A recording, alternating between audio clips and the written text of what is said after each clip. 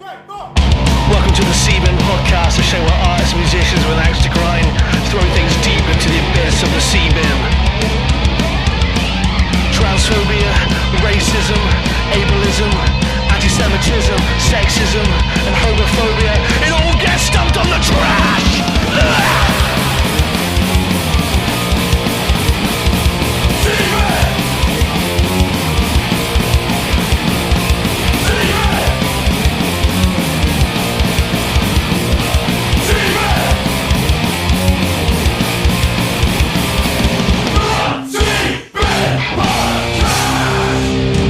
How's it going, everyone? Welcome to the motherfucking C-Bin Podcast. It's me, everyone's favourite, big, voluptuous, delicious chungus. It's the Right Reverend. It's Big Tasty. Been a couple of weeks, having some life changes, having some stress, you know. My body's been hurting. I went on tour, came back, and felt like I was hit by a fucking fly swatter, mate. My body feels like it's made out of spanners and potato waffles. I don't know what's happening. I've always felt bad, but lately I've been extra achy, so that hasn't been helping, but yeah.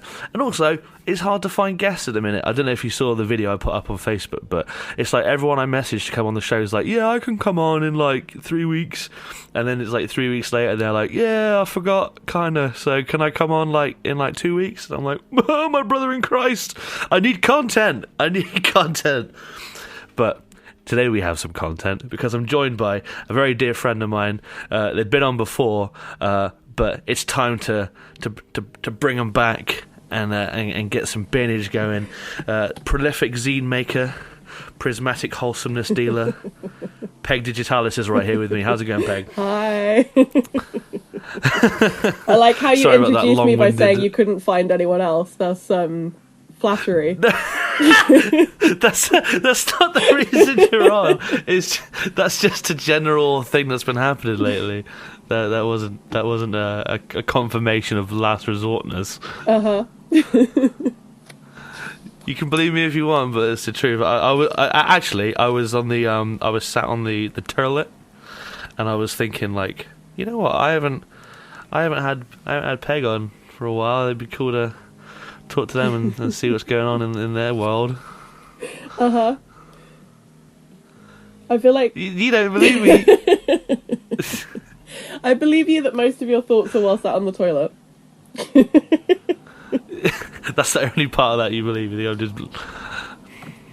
I don't know. I was thinking about it last night. I was like, I wonder if it's because I was so witty and funny last time, or because I'm more reliable than a lot of other people in the punk industry.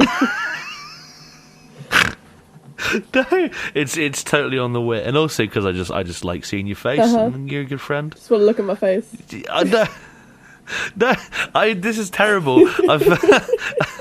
I feel like I'm stuck in an argument with a partner, you know, when there's nothing you can say that could fix the situation. It's like, no matter how much you try to like dig yourself out of the hole, they're just like, yeah, sure. Yeah, I'm sorry, it's your podcast and I should be yes-anding you. I do apologise. You don't need to yes and anything.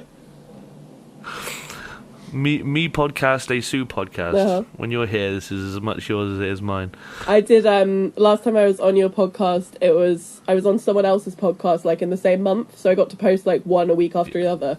And the other one was meant to be me talking about, like, what it's like to be poor and disabled. But at one point, I just gave them a jacket potato recipe. And that seems to be, like, the main takeaway. I was trying to be serious on the other one, and obviously not very serious in this one. But, like, yeah, I just ended up telling everyone how to make a good jacket potato. So, how do you make a good jacket potato? I mean, it wasn't really about the preparation process, although I really like the thing where you roll it in salt and then microwave it, and the skin goes crispy, but you haven't had to use an oven. I love that. But my main system with the jacket potato is to put all of the jars of weird, delicious things that I bought from Lidl, like, on top of the potato. And then it's just the best time. Just miscellaneous jars, doesn't matter what it is. And I talk like everybody else does this, but every time I go into Lidl, I buy like 5 jars of like pickled red peppers from Spain and just weird shit like that. And then they're all just open in my fridge, you know, and the fridge is like entirely made of jars. So you just put all of those on the potato, and it's just a delicious time. Yeah, maybe that's how I like, because the Green Machine, Shannon, who I live with, like, I had to buy, well, I didn't buy, my dad bought it for me as a gift. I had to buy a separate fridge because she has so many jars of miscellaneous pickled products in various stages of consumption that the fridge just absolutely fucking reeks, bud. So like, and I have a really sensitive sense of taste and smell. So like, I'd put like something in the fridge, and then as soon as I pull it out, it just tastes like miscellaneous pickled products. So I think maybe that's the way I can get Shannon to finally smash through her menagerie of jarred fucking stuff. Yeah, just get a potato and just dump all of the cunts on the shit. I live with two guys now who are not precious about saving food. So when I lived on my own, I had loads of like 80% of the peanut butter is always still in the cupboard because it's too precious. And they just smash through everything. So there's like a heavy stock rotation going on now, which means I get to buy loads more jars. And I just go out on a little wonder, and then I come home like, look everyone, I have artichokes, and then everybody eats them, you know? And that's kind of better. I like it. That's a nice way to live. I've definitely been in that part of my life where I'm like, well, I've got just enough Nutella to have something either today or at the weekend, and I think I might appreciate it more on the weekend. So what I'll do is I'll save this Nutella scraping, like nothing in the jar, just like, you know, when you just like get under the rim, the hidden rim tunnel where all the stuff's underneath the hidden rim tunnel. Yeah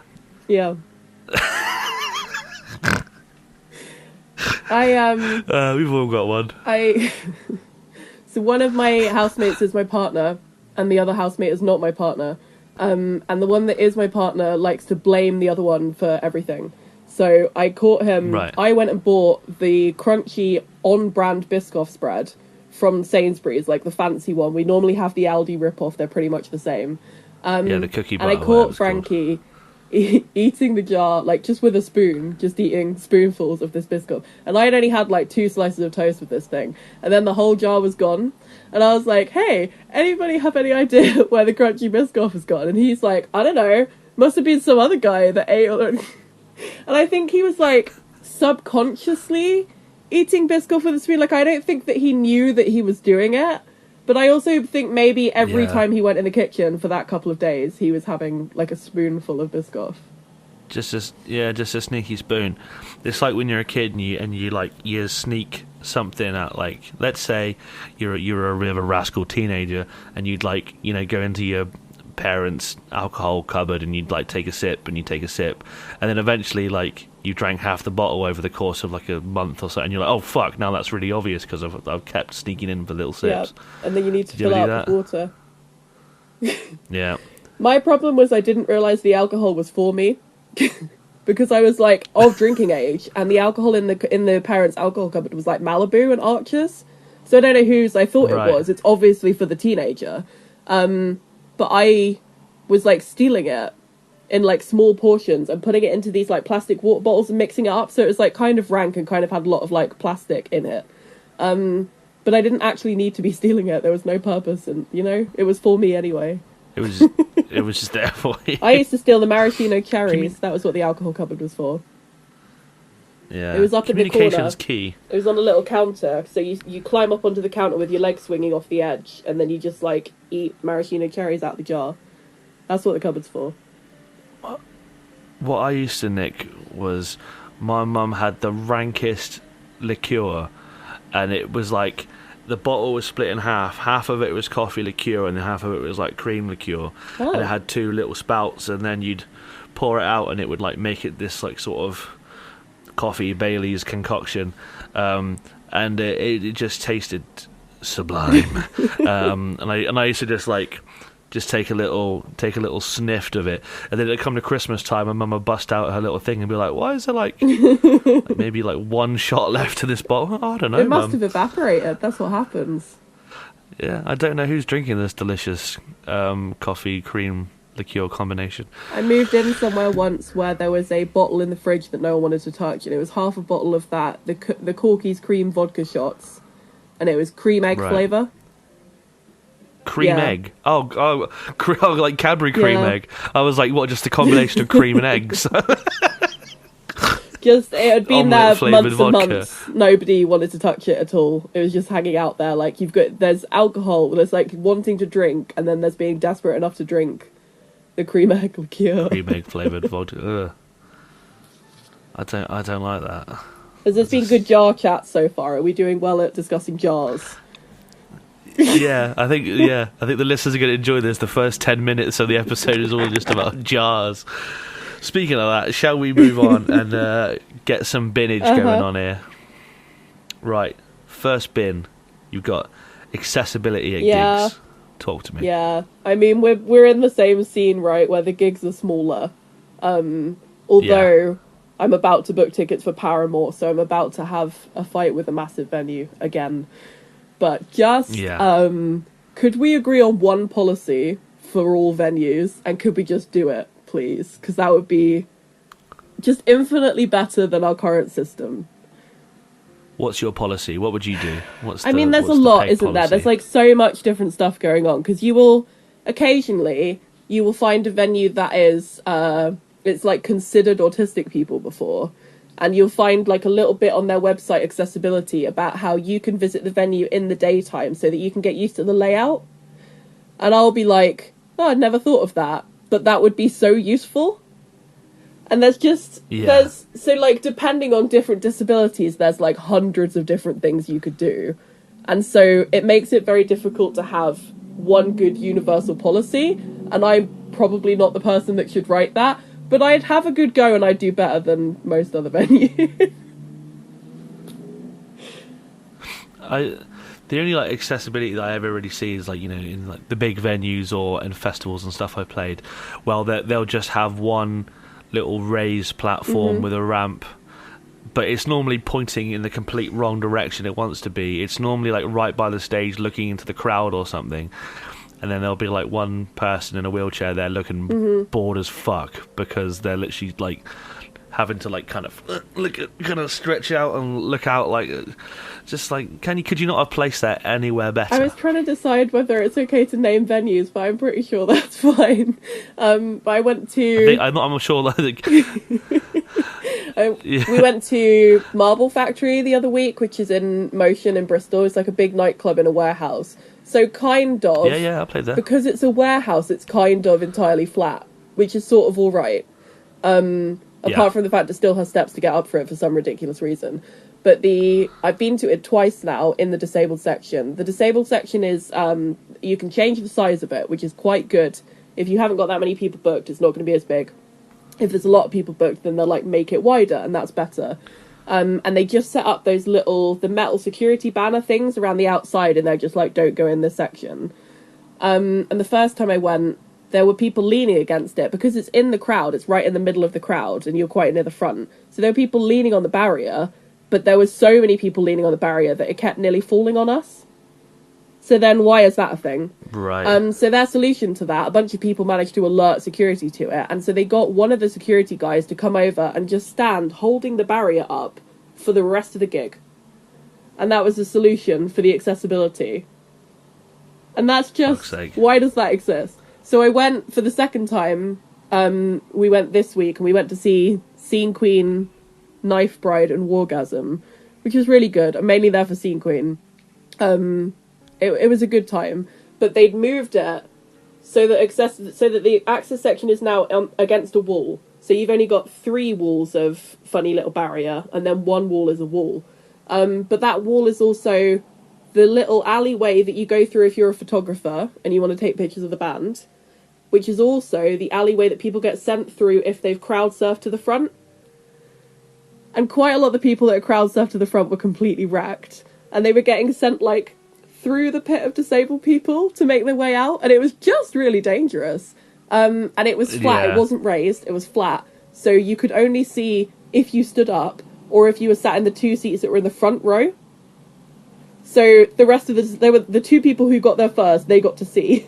And then everybody else doesn't get to see anything.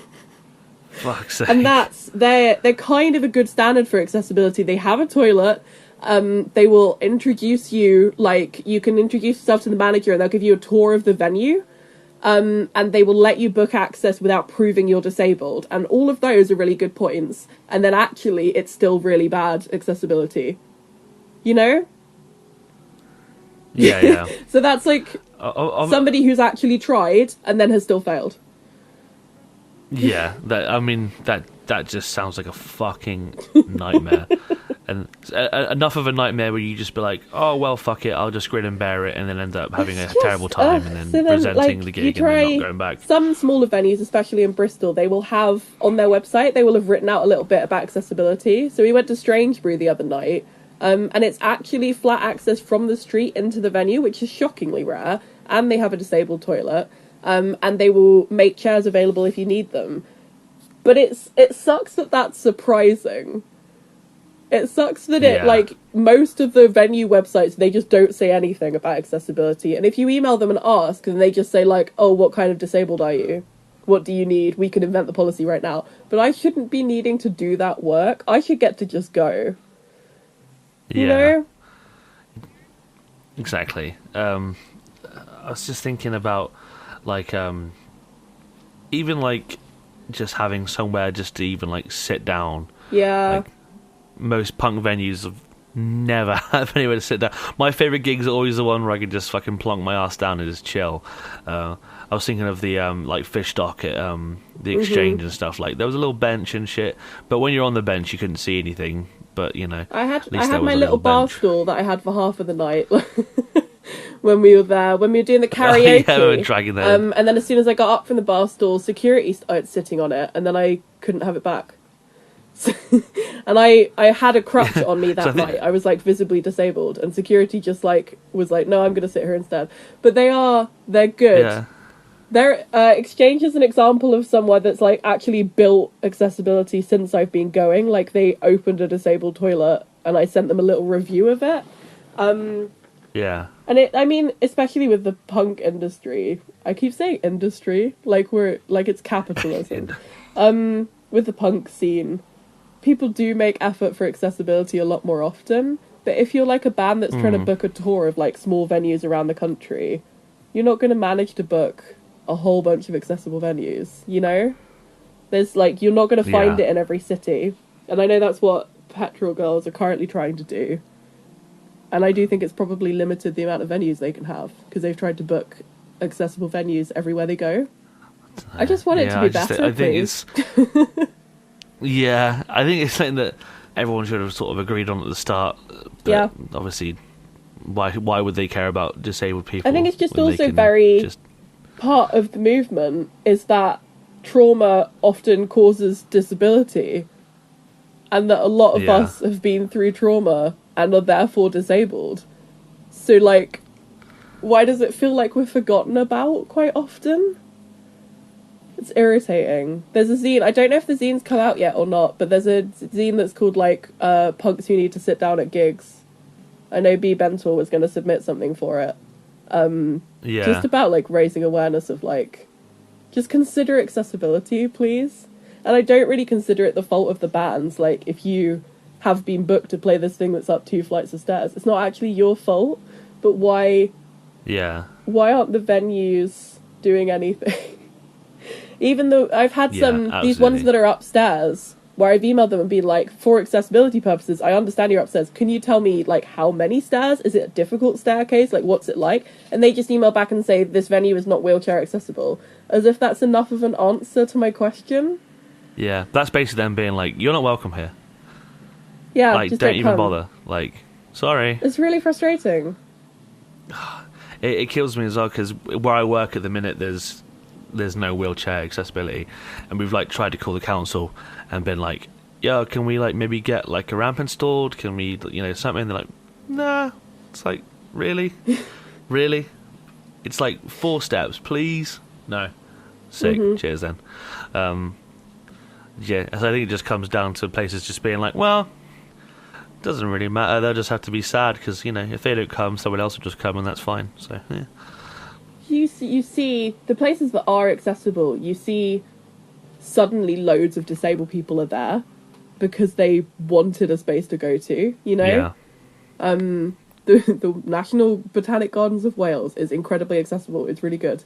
It's really good there. And it was just absolutely full of wheelchair users because it's accessible and it's a nice place to be. You know what? Whereas businesses will, like, I think I've frozen a bit. Oh, I'm back.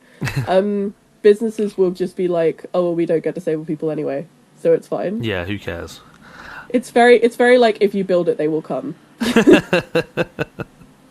And if I bin it, hopefully it'll manifest itself into some I think change. this is the part of how to do activism right, is if you put it in the bin, then that's the world fix. Yeah, that's the first so step. It'll be fine. Yeah. Yeah. And it's definitely going in the bin. Listen for the splash. Bang. In it goes. You got finger the first. Excellent. How do you feel? I feel good. I was thinking about the trash acronym, and it doesn't have ableism in it, right?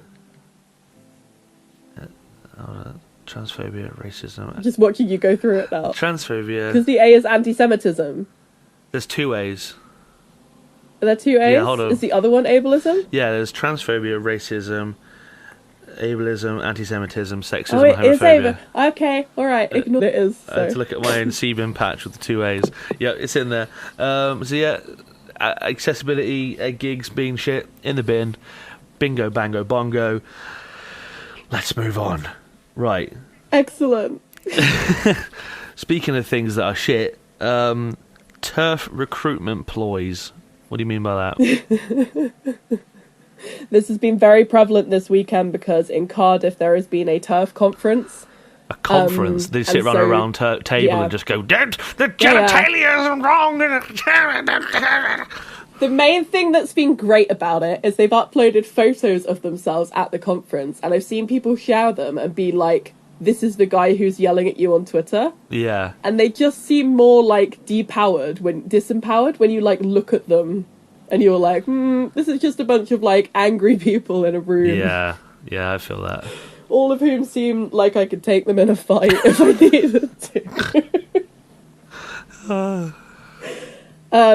So Cardiff is currently, loads of businesses have put out trans flags, specifically to say like the TERF conference cannot come here. Right. And they're going around making complaints about it. But yeah, so the recruitment ploys. I just hate it.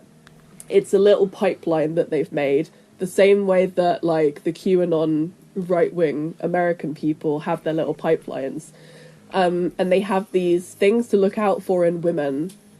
So they're normally like 25 to 35-ish year old women who seem like they're sort of a bit feminist but not very active in like activism communities, and they spot them like at their workplace, or like they're a friend of their like sister or something like that, and they start trying to like pipeline them into transphobia. Right. And they just have their little like sneaky strategies, and so you see posts about it on bloody Mumsnet, just being like, oh, I've spoken to this girl today, do you think she's a potential candidate for conversion? Ugh. And then they like start trying to like drag them over. They'll just be like, oh, it's really cool that you care about the issue. I'm going to feed you this made up issue that trans people aren't actually doing, and I'm going to see whether that works, and if it works, then I'll feed you some more tomorrow. And they'll just start telling them that, you know, like there's loads of people pretending to be trans women in women's prisons or something like that. Like all these things that aren't true, that have no statistics, and are just contributing to the trans panic. It's the same kind of like far-right red pilling or whatever they call it. Like Yeah, red pilling. They're trying to like breed them. They're trying to breed more TERFs through these like horrible panicky things. We've just watched District 9. Have you seen District 9? Yeah. With the like, they make the aliens in the like weird goo pods in a shed. So yeah, that's what I'm picturing when they're creating more TERFs. Just stick them in the goo pods. Yeah, I could see that. Yeah, I like. It's. I'm trying to like put it into words. Like, I obviously, apart from just saying, I don't understand how they fall for it. Obviously, like they've found specific ways to hack into the brains of normies to make them fear things that don't exist. But it's the same as like when you hear like people in the street angry about like when the statues are being pulled down, and you'd ask them why they were angry about it, but they'd give you like another million topics that had nothing to do with it, because they don't know how to respond apart from what they've been fed by the people trying to make them mad. So you'd be like, why are you arguing about this? Well, it is because gangs in up country that have taken over small villages, and they're trying Antifa are trying to steal our children and sell them to a paedophile ring. And it's like, what the fuck are you chatting about? I just think it starts becoming a bit like that, really, doesn't it? I really love this idea of Antifa as like one organised group of people. I love that. It's just exactly not what's ever going to happen. Yeah.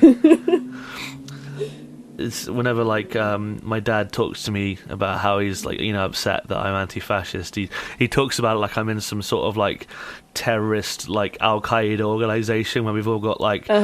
We all would stand behind our anti-fascist flags and send out video messages like beheading Nazis or something. It's like... It's been taken so far from, like, the actual words anti-fascist. Yeah. to mean, like, all of these completely strange constructs. Yeah. It's terrible. So the terfs, they don't know that they're right-wing is part of the problem with the terfs. And a lot of the anti-vaxxers don't know that they're right-wing either. And it's just very strange. Because they still use the word feminist, right? They still consider themselves feminists. And then anytime somebody notably right-wing joins them, like, in support on social media, they'll be, like, upset by it. They'll be like, oh no, not right-winged people. But that's also what they are. Yeah. And it's just very strange. They use the feminism as a sort of bulletproof vest as well. You see J.K. Rowling doing this all the time. Whenever someone calls her out for something she says, she'll be like, oh, I didn't know you supported the rape and murder of women. It's like, all I said was that, trans people are, But it's back to only having the same 5 arguments. Yeah, like, but it's like... It doesn't matter what you say to her, she's just going to say the same thing to you every time. Yeah, It's like an annoying echo chamber of bullshit where you shout out and like a shit flavoured version just bounces back in your face. I'm very done with it. Yeah. So I have two main reasons I brought this up that make it personal. Go on, let's get personal. I guess I have 3. I guess the main one is that I'm trans. I don't know why I forgot that as one of the main points. But I'm done with anytime I tweet something, somebody replying to my tweet and saying you will never be a woman or something, like, because the terfs don't understand which gender anybody is, right? And so like they believe that I'm a trans woman and that they should send me that abuse. And supposedly the reason they believe that is because my forehead is quite large. And so because they have this thing where they look at, like, your profile picture and they're like, oh, well, obviously we can tell because of this, this, and this. And they're always completely wrong. But the only reason they can come up with, for me, is that I have a big forehead. So your forehead's normal-sized. That's the main problem. I think it's because I'm doing the MySpace angle in my selfies. I was going to say... my forehead is closest to the camera. I was going to say, I think my forehead is, like, at least 4 inches longer than your forehead. I think they're both regular foreheads. Anyway, the 2 reasons I was going to tell you is that this is important. I feel like I don't remember either of the reasons now. Sorry, we're laughing at the foreheads. The first one is that I went to a talk the other day on being autistic and LGBT. And it was in an autistic conference, and I thought it was going to be like a cool space because, I mean, a lot of my friends are autistic queers, like a lot of them, and I am an autistic queer. And so I thought it'd be nice to go to this talk. And the talk started with this person going through, like, the story of their life and them finding out they were autistic and how it would have been better earlier on if they'd known that and they didn't. And then it just went into a bunch of TERF talking points that they had, like, picked up from somewhere.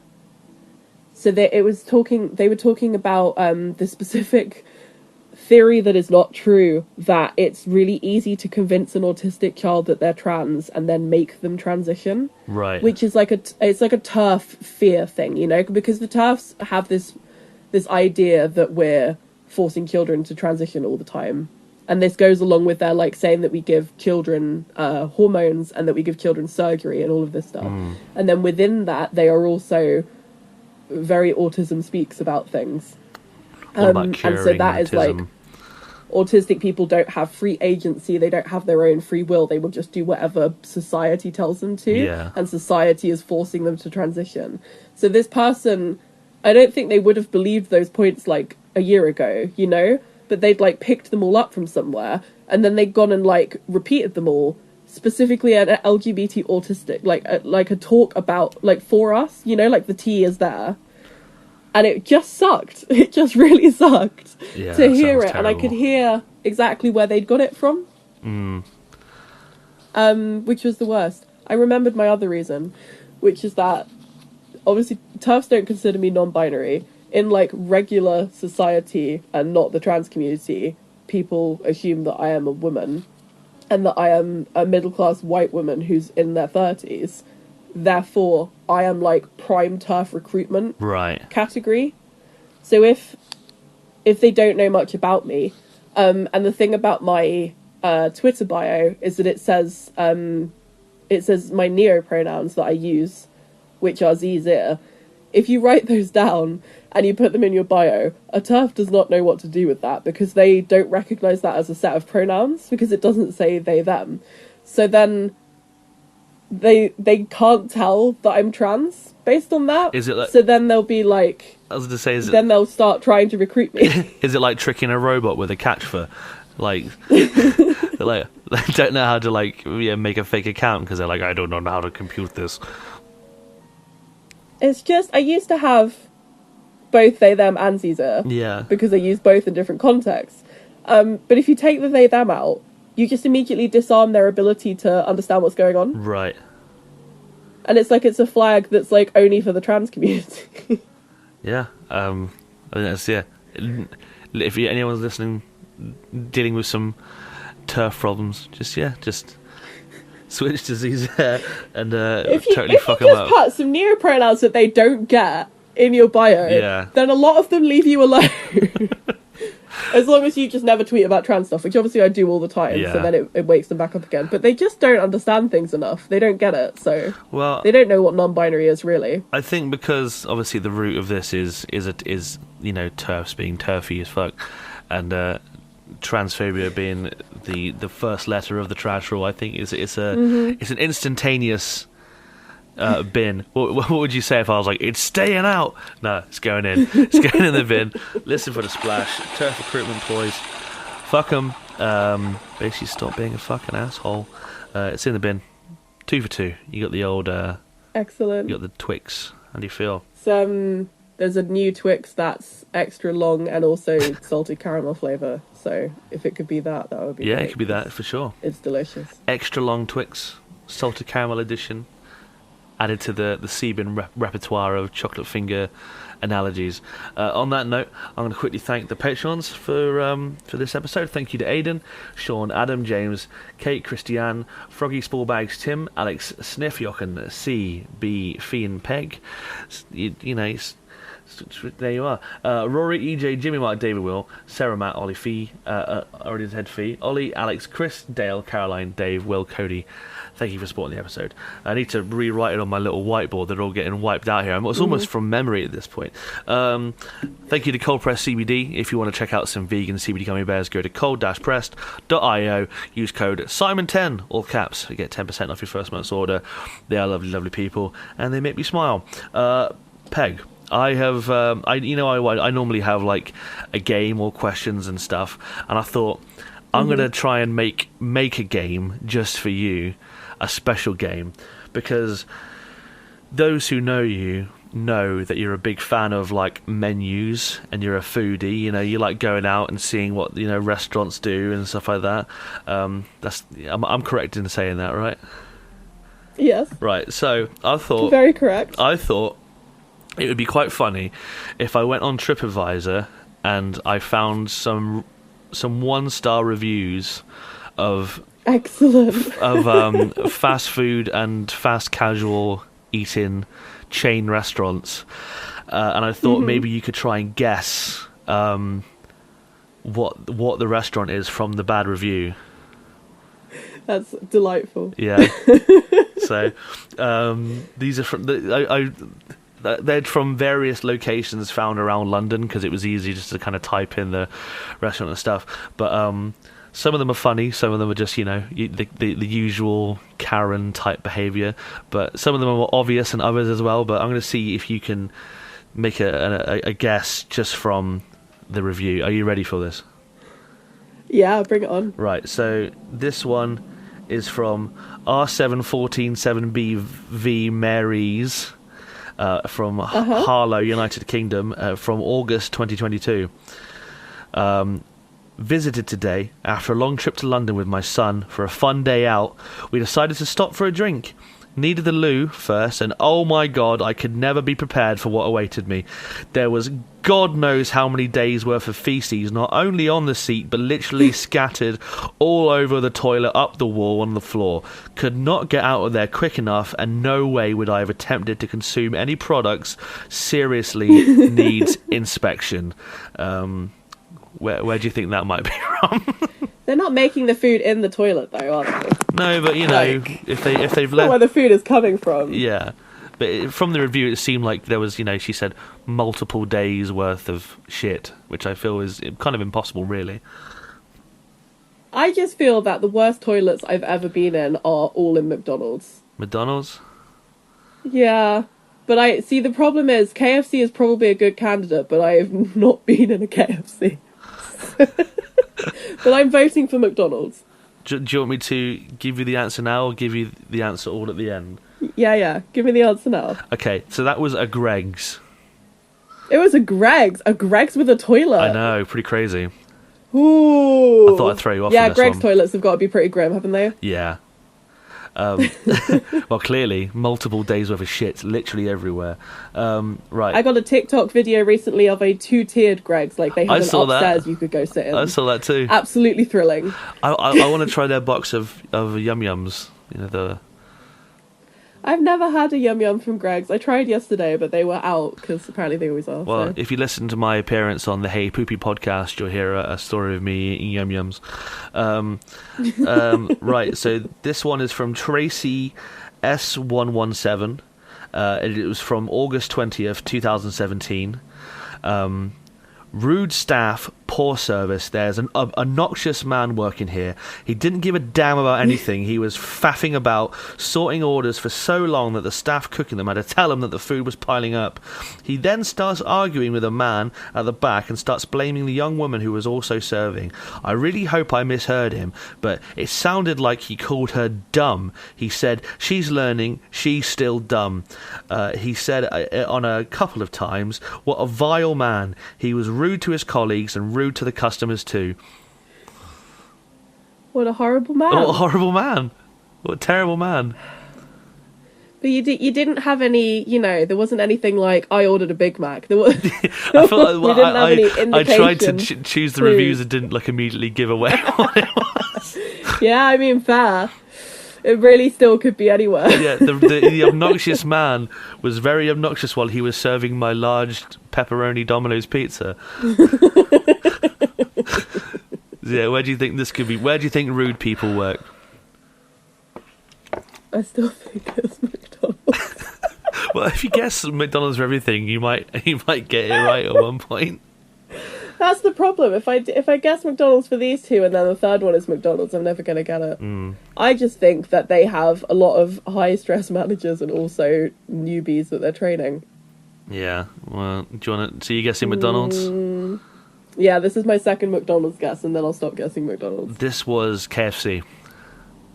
That was KFC. Right. Fair. Next one is from Matt Fort, reviewed July 12th, 2018. Very hot place. We went... what? We went Clink... Is this in July? Yeah.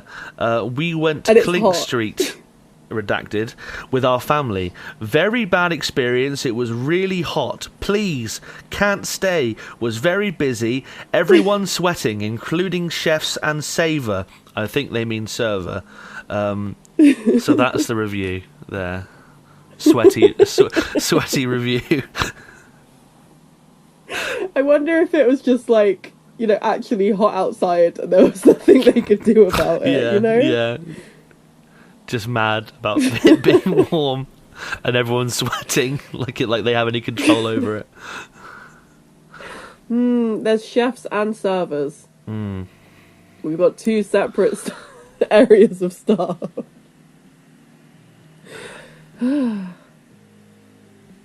I'll give you a hint. I think you really like this place, or at least you've mentioned it to me before. Wagamama. Yes, it is Wagamama. Good job. I thought you might get that one. I mean, I think the hint helped, 100%. I highly recommend Swansea Wagamama. It's decorated in a strange Art Deco style for no reason, and it's just brilliant in there. Brilliant. Just really nice to look at. Right. Here's another review for you. This is from Barney Oscar, reviewed 20th of August 2019. Can't pass as food. Revolting! This was the single most disappointing meal I have ever experienced. I didn't even know that I could become so upset over food, and yet here I am. This is not blank. It's barely food.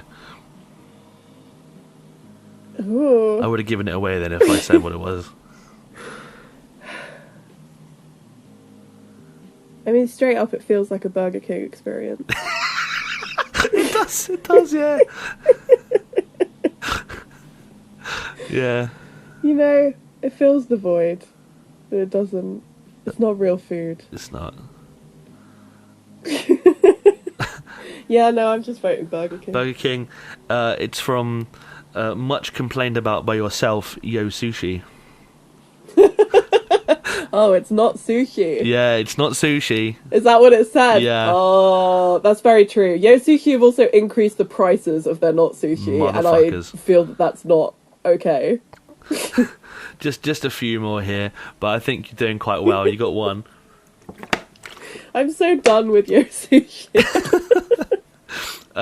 Right, this one is from another Tracy, but this one's from Fran Tracy too. July 30th, 2022. Don't bother. An hour's wait for drinks and a breakfast with no updates from staff. Just kept asking where it was. Place was a mess and uncleared tables. Seriously understaffed. Food wasn't great. Rubbery eggs, for example. That's the review. Frankie and Benny's. Close. It's a Weatherspoons. It's a web. Right. Last time I ordered on the Weatherspoons app, there was no proof that they were ever going to bring you anything. Yeah. You just got to I think the thing with Weatherspoons is you pay like £3. So then, if they smack you around the face as they give you an egg, you're just like, okay, thanks, it was really cute. Thanks for my egg, appreciate it. Apparently they have like a 5 minute, or like is it 5 or, either 5 or 8, nowhere in between, rule that if they don't get the breakfast to you within that time, then there's like a really bad thing because all the food's really easy to get out to you. Huh. I know that the app, it like forces them into these like serve you really fast rules. Yeah. The main thing that happens with the app is that I am no longer afraid to order cocktail pictures because all I have to do is press a button rather than tell the person in real life, who will then look disappointed at me. But if you order cocktail pictures on the app, then they immediately ID you because that seems like the kind of thing that a 15-year-old would do. Yeah. Right, well, we got a couple more. This one I feel like is going to be the most difficult one, but we'll see. Great, yeah, because I'm smashing it so far. This one's from Julie B, and it was reviewed December 12th, 2014. So, you know, coming up on a 10-year-old review here. Avoid the chili. Had the chili filling at York Designer Outlet. Looked awful, and guess what? Tasted awful. Took it straight back and was offered another choice, but was told they've been having lots of complaints. Then why sell it? A couple we sat next to also pushed the chili to one side, and it says it all really. Sent an email to head office about my experience, but not got anything back as yet. What do you think about Julie B from Sheffield? Where's got chili and is not good? That's the thing. I thought this might throw you off here.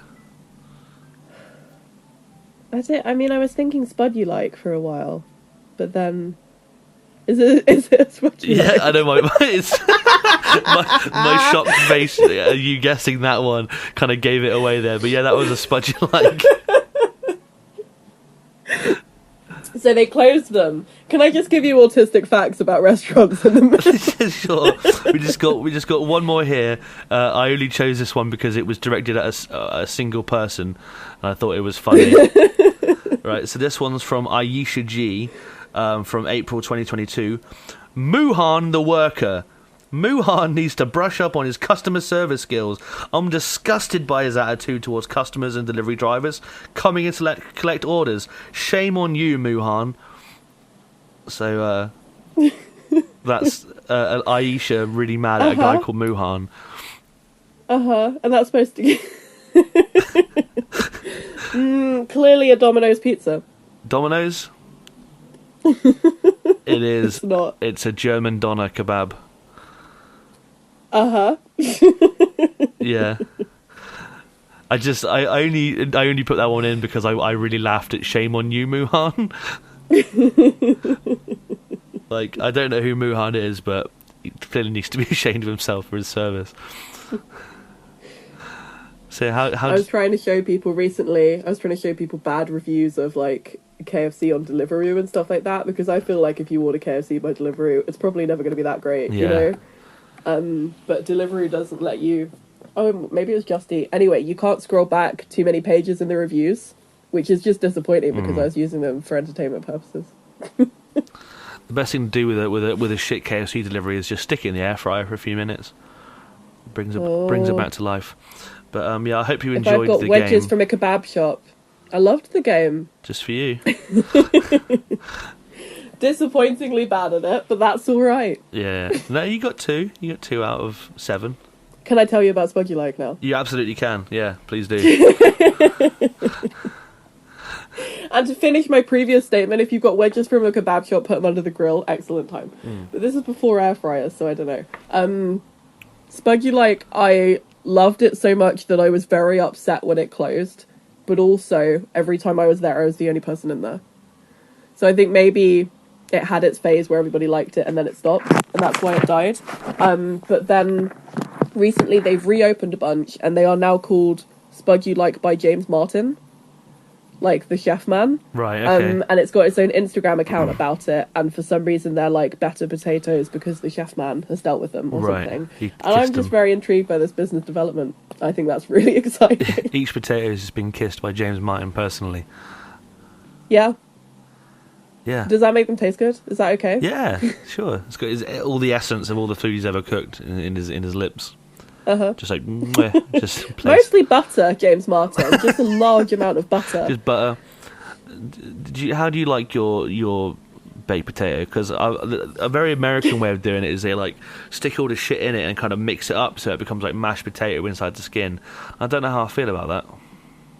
I used to have this recipe from like a teach the students how to cook book that you like mix all the insides up with a whole bunch of like frozen broccoli like broken up in it, right? And then you like whack it back under the grill for a bit so it goes crispy. And that's like because you can't, it was like a vegan book, so you can't have the cheese, you know.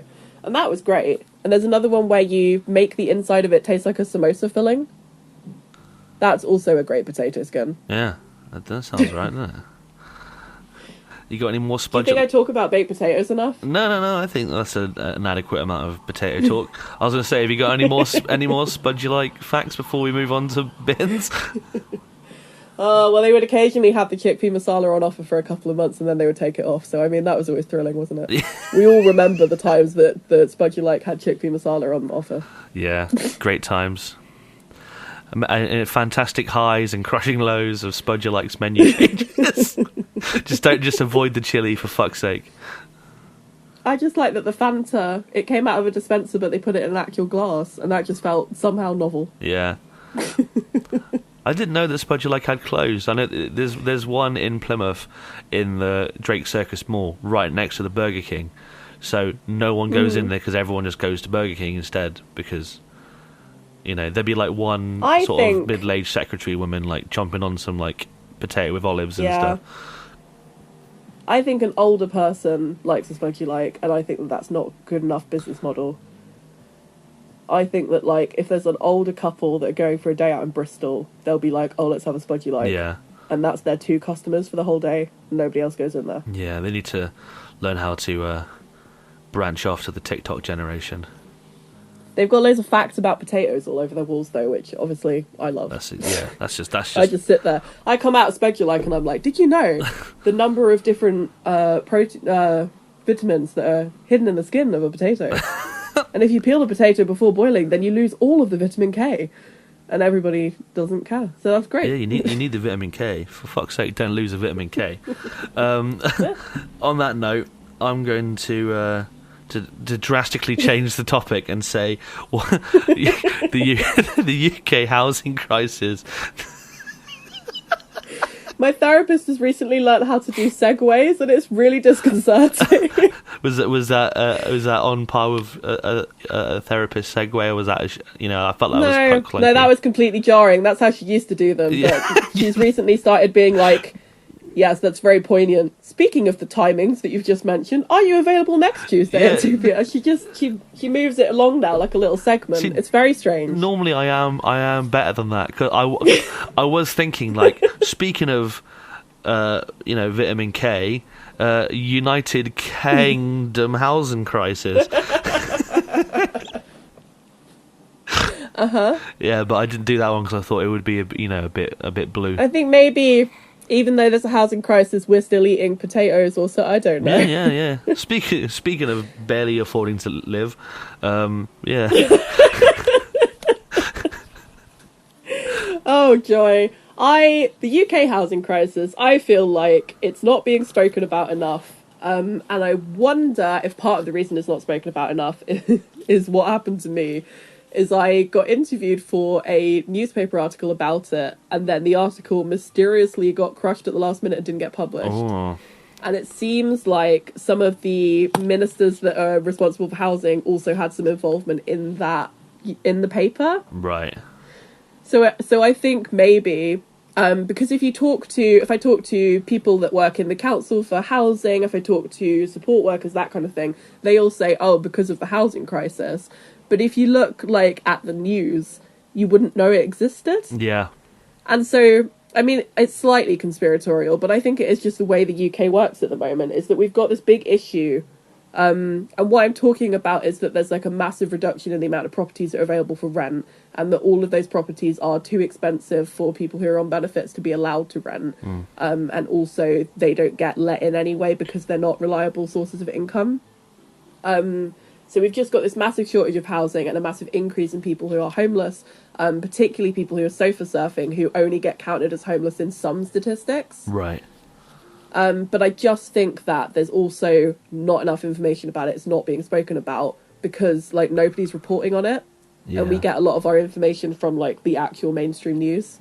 And so the whole situation just really irritates me. I always really, like, struggled with that thing of, like, yeah, if like you found a friend's sofa to let you crash on, like, they will not consider you homeless and stuff. It's like, if you do anything to try and better your situation in literally any way, they're like, oh, you solved, right? You got that, they'll let you stay there forever. You don't need your own space or, like, storage or a bed or peace of mind or anything, because you got a sofa that's got cushions on it, right? It's fine. It's just ridiculous. It's mad. So according to Bristol Council, I am homeless despite having a roof over my head. But according to the council of the district that I'm living in at the moment in Wales, I am not homeless because I've got a roof over my head. So it depends which council you're under and which policy they have, whether or not I'm homeless. But obviously, like, the gold standard of homelessness statistics and stuff like that would be, like, Shelter, the charity, and they count all sofa surfers as homeless. And I used to work for St Mungo's, who count sofa surfers as homeless. But it was a big movement, probably about 10 years ago or something, because if you were staying on your mate's sofa for a couple of days, you're suddenly not homeless, and that just doesn't work. You still need support. Yeah. But I think councils also save money by not considering sofa surfers to be homeless, you know? Yeah, it's just mad. It's like, yeah, if you were, like, in, let's say, like most people in the UK right now, in horrible poverty and, like, starving, and then someone walks up to you and gives you a burger, and then be like, well, you're not starving anymore because you just ate a burger. Yeah. It's like, we're not going to... You have a temporary solution to your issue. Yeah, you can't come to the food bank anymore because I saw that someone bought you a burger the other day, so you're not starving anymore, can't come. It's just... and like you said, like, all districts are different. Like down in Cornwall, where poverty is like ridiculous because like we just get no funding. All of our funding came from the EU, and then when Brexit happened, all our funding stopped. So there's just nothing down here. No mental health teams, no homeless support, no anything. And the housing crisis is really bad here because all the Londoners buy second homes here and then won't let locals rent them out. And it feels like everywhere is just a different flavour of shit sandwich, and everyone's just got to take a bite out of it. It's that Airbnb effect as well, isn't it? That landlords, obviously being bastards, they're going to do whatever they can to make the quickest profit in the easiest way. And at the moment, that is Airbnb. Yeah. And I can imagine that's probably the case in Cornwall. Absolutely, because everyone wants to come here. You're going here. to make a lot more profit that way. Yeah, everyone wants to come here for holiday because it's in the summertime it's like being in Los Angeles, and in the wintertime it's got this quaint little countryside walk, cliff, all the posh old people want to come here. So why rent out a room for £600 or £700 a month when you could get £400 a week by Airbnb-ing it out? Yeah. You know what I mean? Yeah. Bullshit. Ugh. Well, it's part of the problem, isn't it? The area that I was living in, Bristol, before I stopped having any stable housing, was becoming very gentrified as I left. And I meant to visit when I was there the other day, but I didn't make it. But it's a lot of the areas that a year ago were still a lot of skint people living in them and very diverse communities have now got health food shops. And I'm nothing against vegans, but vegan restaurants in an area do often show gentrification in that area. Yeah. And it's not the vegans doing it. The vegans are fine. But yeah, there's just something... Just that area, as my house there got sold, I think it really was like the landlord noticing that it's increasing in value as a market. Yeah. And that it was a good time for him to sell. And he sold it so that the people who bought it could rent it out to someone else, So I lost the place that I was renting so that somebody else could rent it anyway. Yeah, that's literally what happened to the last two places I lived. It's just happening everywhere. Yeah, last two places I lived had long-term renting, and the landlord was always like, "Yeah, you keep the house so nice, you can stay here forever," and then literally be like, "By the way, I sold the house to someone from London. You need to move out in like 2 weeks." And then, they'll be nice to you. They'll be super nice to you but also you're good because you did maintenance that they didn't have to pay for. Exactly. And then they'll realise that actually a different venture is going to make them more profit.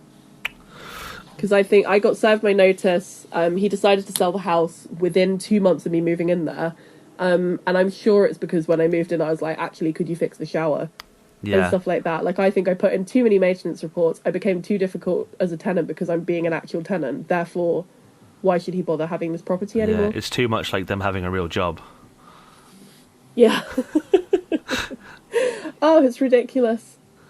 And it's got to be There's binned. quite a lot of people...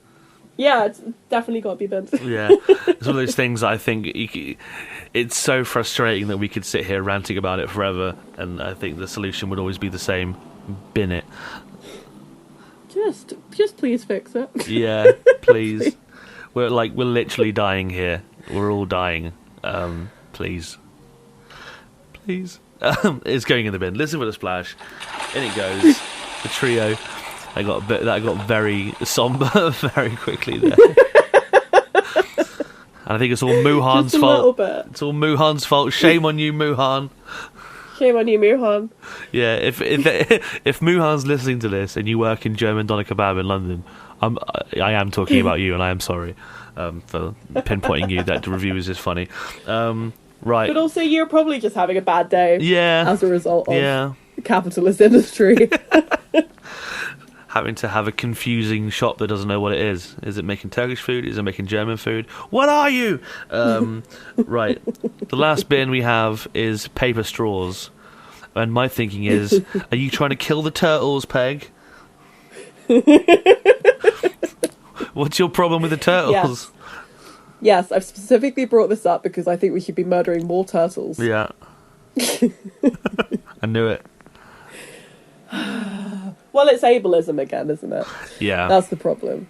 But the a lot of it is that we never bothered thinking of a decent solution before we got rid of plastic straws. Yeah.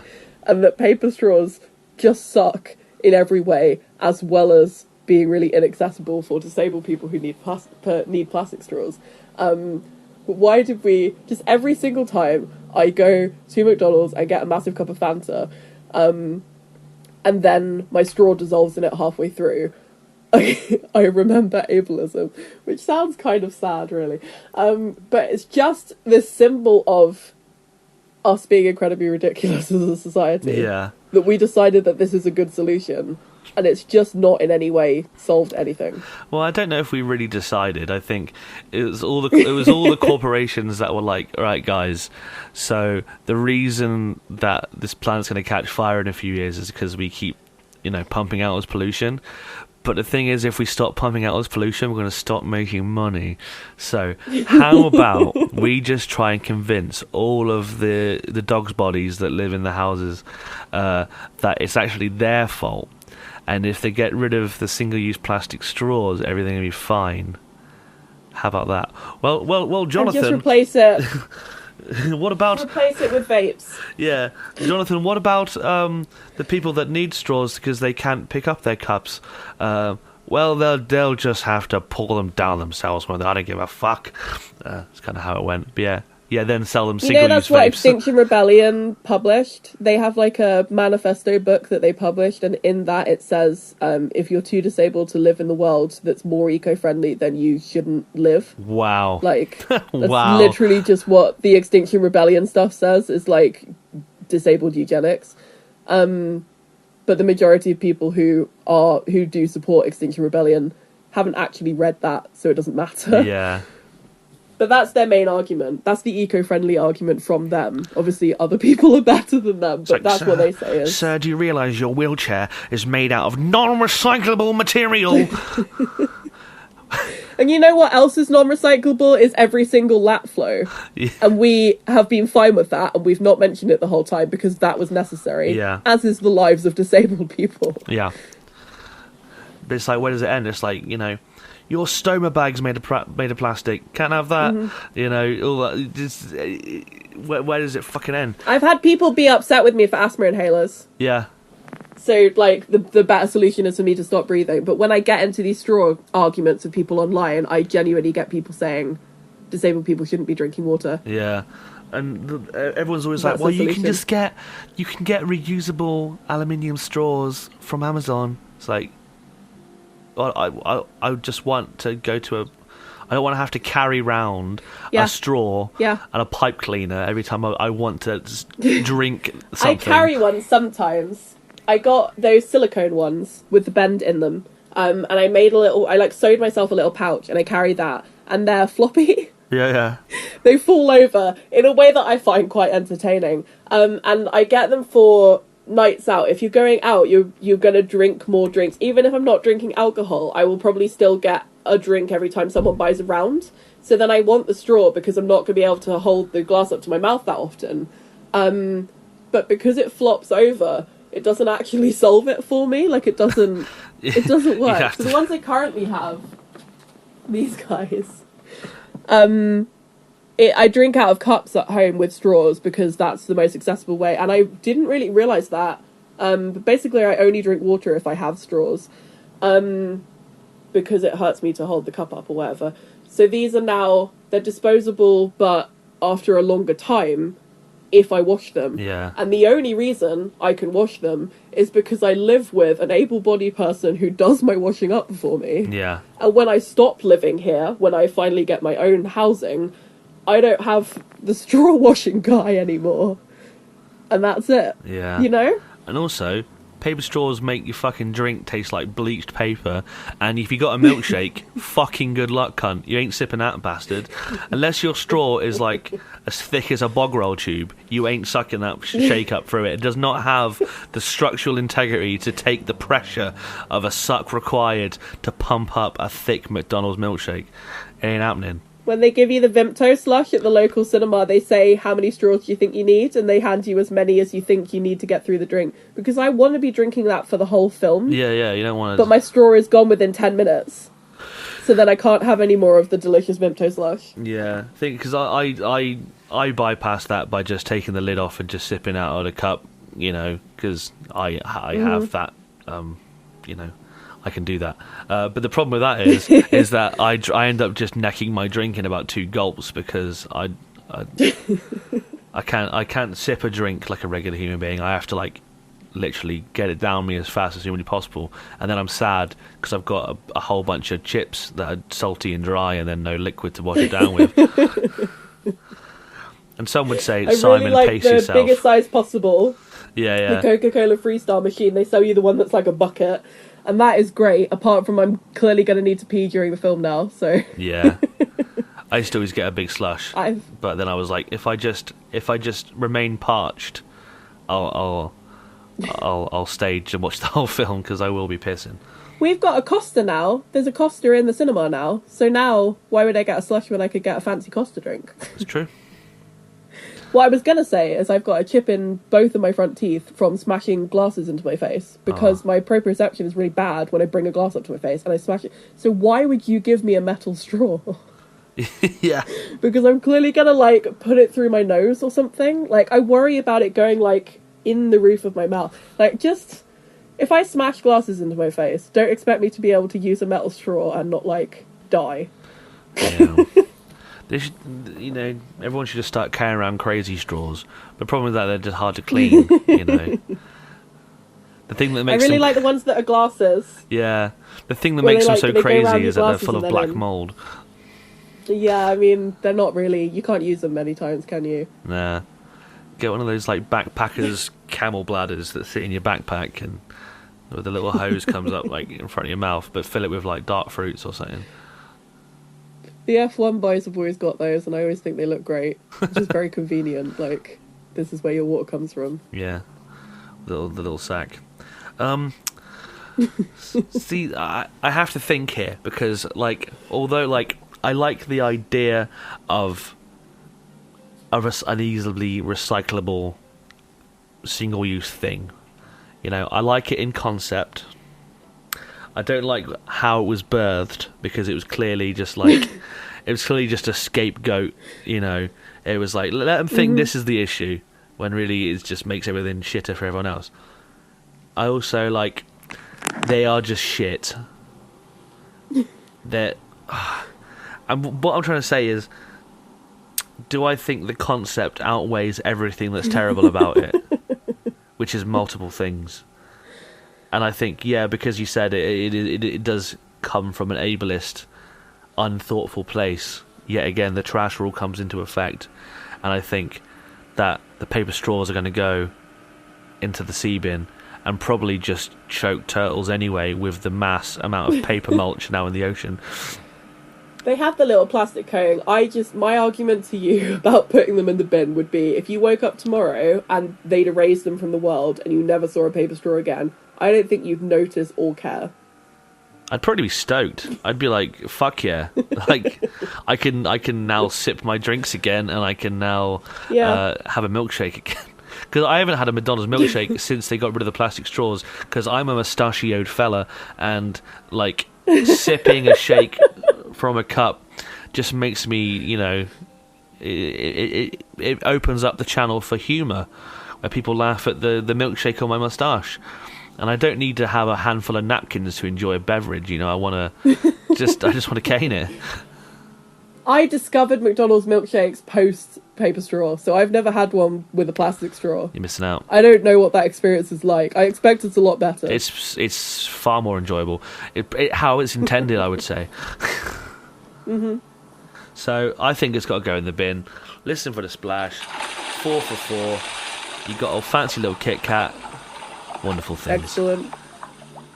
How do you feel about that outcome?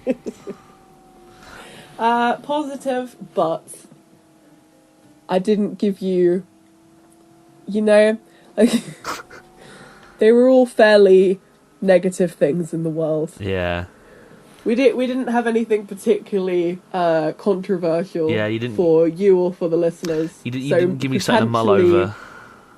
I had some easy wins there. Hey man, that's the way it is. Sometimes there's just no goalkeeper. It just gets like shunted in. It's more of a just here are some things in the world that suck. And me going, can you agree with me on these situations? I do agree. I agree with them. And then me just being like, hey, so what restaurant do you think this was? It's got loads of shit in it and stuff. Oh, terrible. It's funny because you could give me a quiz that's like, when did Wagamama decide to take the Cyan Sober off the menu? But that would entertain nobody else, and I would have a delightful time, If I just gave you a mastermind, like, specialist subject quiz. Yeah. Oh, I'm sure I could do that on Mastermind. I had a message. Did I tell you this? No.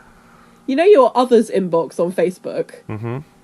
You know you have to check there sometimes in case there's something particularly bizarre in there. Yeah. I checked there probably 2 months ago, and I had a message from January, so obviously I haven't looked in ages, from a guy who works on Mastermind, and he said, would I like to go on? Oh shit, was it too late? Obviously I have special interests, but that doesn't mean that they're easily convertible into a specialist subject. Yeah. Because like the topic of frogs is too broad, and I just wouldn't manage it, Yeah. I don't have one that's like the 1918 to 1920 political crisis, there's nothing that's like concise enough. What about the career and life of Anthony Bourdain? I think you could probably do that one. I've started another Bourdain book last night. Amazing. My current bugbear with that is I've been drinking Negronis this whole time because he told me to, and now Negronis are trendy, and so I look like I'm just being on trend, and that's very weird for me. Yeah, but is it Spagliato with Prosecco in it? No. I do not think he would believe in a Spagliato with Prosecco in it, because Prosecco's pretty bougie, right? Absolutely not. I can hear his voice in my head right now being like, a Negroni is exactly what it needs to be. Just drink it when you want to. No need for Spagliato or Prosecco I wrote, at the end of the Tony zine, I put a bunch of things he does and doesn't recommend. So like he says, don't be vegan, do drink Negronis. And stuff like that. Enjoy a bad sausage. So it's a good set of rules to live by. Yeah. Majoritively. I love Tony. Just as not as much as you do, I don't think. You got. I've just started reading Kitchen Confidential, which is just quite a collection of dirty anecdotes. To be honest. Well, that was my introduction, because when I started working in restaurants, my head chef Hilton, who's just opened up a new farm-to-table restaurant in Falmouth, actually, of his own, called Culture, he basically handed me his copy that was all dog-eared and smelly and covered in sauce of Kitchen Confidential, and he was like, before I put you on here, you need to read this book, because I don't work with any chefs that haven't read this book and understand like what it means to be a real chef. So I had to read that book before he would teach me anything. So that was my introduction to chefing, was that I was like basically force-fed Kitchen Confidential. That's great. Did you like it? Is that great? I did. I enjoyed it very much. I was confused because I was expecting it to be more about like culinary tips How and to tricks. make food. But really it was more about what not to do when you become a professional chef, I think. I think he was doing it. Have you seen the film Boiling Point? No, because it seems too real. That feels like working in a kitchen to me. I couldn't watch it because it seemed too real. It felt like I was going to enter like a traumatic situation. It's quite horrifying, right? I was having to take breaks because I was like upset, but it really feels to me like what kitchens are like. It's like, from the clips I've seen, everything it's very is accurate. in your face all the time. Yeah, I had that trouble. And what was I going to tell you? Oh, my introduction to Anthony Bourdain was when the trains used to have the TVs in the back of the seats if you got into the B carriage, and it had a whole bunch of stuff on demand that wasn't programs that we got in the UK. And so they had a bunch of the layover episodes of Bourdain. And so I watched him go to Amsterdam, and I was like, whoever this guy is, he seems really cool. And then I went to Amsterdam as a result of that show. But for years I couldn't remember his name, and I would just type into Google heroin chef and he would come up. And that's how I knew who he was. That's pretty accurate a description of Anthony Bourdain. Bless him. Yeah, from that point on I was just like, this guy is good. I'm gonna keep watching stuff by this guy. He is great. On that note, I think I'm going to put a pin. I'm going to put a pin in this episode and say thank you for coming on. It's been wonderful to talk to you. You're one of my favourite human beings, incredible friend, and hopefully I get to see you in person soon again, because it's been too long. But thank you for coming on. Thank you for having me. Anything you've got going on you want anyone to know about, or are you just chilling? I really don't have much going on. I've gone back into music rather than art at the moment, but my level of music is a lot different to yours, so I might be playing an open mic in Tony Pandy soon, if you're interested in that. Watch the space, big things coming. It's about all I've got going on, and then art-wise, it's just I've got some cool new pens and I'm doodling in a sketchbook. So fair play. One day something will come out of this in some kind of real, it'll be purchasable or viewable or something. But for now, I'm just having a little time with the ukulele and some pens, and that's fine. Where can people buy your zines? They cannot. Well, fuck me and fuck you too. I closed my zine store down when I got made homeless because it's too much effort for me to be homeless with a printer and a whole bunch of special papers and stuff. Fair play. I might reopen it soon, and I'll let you know if I do, but for now you have to just speak to people who already own the zines and just believe in the legend of me writing zines, and wait for my new one to come out soon, Beach Party, which I will actually publish, and is about teenagers having beach parties in Bournemouth and how stressful it was. That sounds stressful. Right, well, thanks Peg, and thanks for listening. Cheers for being patient with me. I've had some time off, but let's keep going. Hopefully next week is going to be the Halloween episode. I've been contacting every local psychic medium I can to try and do an episode, and they've all said absolutely fucking not. I've contacted the Falmouth Spiritual Church to talk to their clairvoyants to see if they'll do an episode with me, and they're just like, I don't think you're going to be taking us very seriously. And I'm like, look, I promise I will. So if I cannot get an interview with some kind of psychic, basically I want to know what dead people want to throw in the sea bin. I want to talk to a ghost. I want a ghost to make a decision for me, whether that be through a psychic medium or seance. So if I can't get in touch with a psychic medium, I'm probably just going to do a Ouija board with Shannon in our living room and just fucking record it. So look forward to that, and I'll see you next week, and I'll see you soon. Cheerio.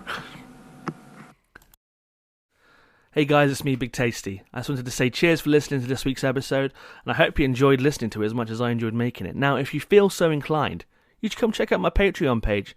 You can sign up for as little as £1 a month, and you get weekly exclusive video tier lists and monthly mail-outs with things such as stickers and fabric patches, zines and art prints. Hey, and if you can't spare the money right now, I totally understand. No pressure. I'm going to keep making episodes regardless, but if you can support financially, it really helps the show. Just keep moving on. And then another way you can help is just to follow us on stuff like Twitter and Instagram at Seaman Podcast, and share it around to people that you think might like this filthy shit. Anyway, love you guys, appreciate you, and I'll see you next week.